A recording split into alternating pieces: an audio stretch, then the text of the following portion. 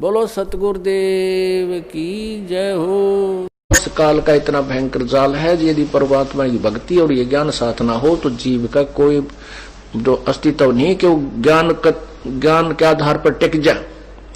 एक ऋषि था,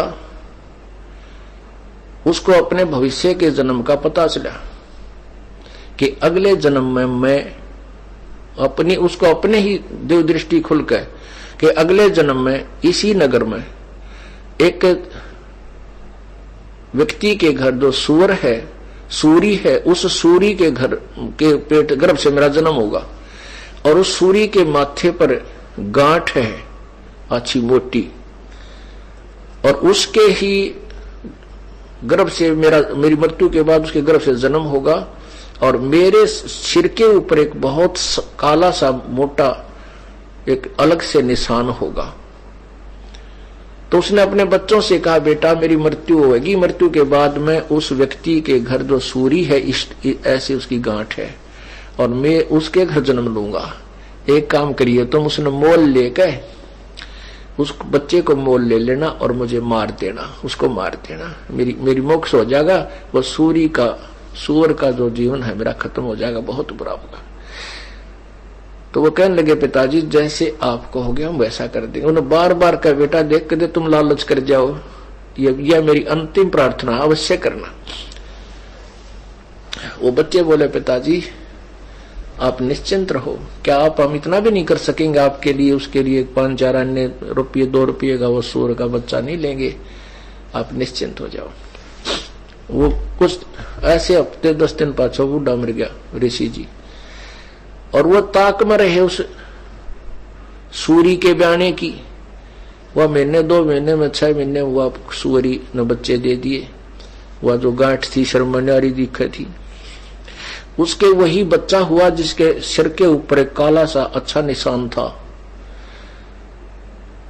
तो वो सूर का बच्चा फिर अपने उन बहन भाइयों के अंदर मस्ती, उसका ऊपर का नीचे का लोट मारा, उनके साथ खूब प्रेम से रह रहा है।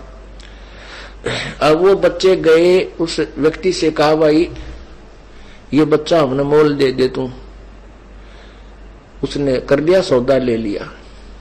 जब उन्होंने मोल ले लिया और उनने वो बच्चा उठान लग गए, वो भाग लिया, फिर पकड़ा भाग भूख के और वह कहे, पिताजी हम आपके अपने वचन को पूरा करने आए हैं। जब वो सूअर का बच्चे में चेतना दे दी काल ने, वो सूअर का बच्चा कहता है, भाई बेटो मुझे मत मारो, मेरे मारने से तुमने क्या मिलेगा, क्यों पाप के भागी होते हो। तो कहने लगे, पिताजी आपने तो कहा था भाई इसको मोल लेकर के मुझे मार देना। ने बोला, भाई मुझे मत मारो, मेरा दिल लग रहा है, मेरे भाई बहनों में यहाँ पर मैं ठाठ से रह रहा हूं, मुझे कोई तकलीफ नहीं, मत मारो मत। उन्होंने छोड़ दिया, भाई मत मारो, क्यों मारा, जो पाप तो वैसे पाप ही है।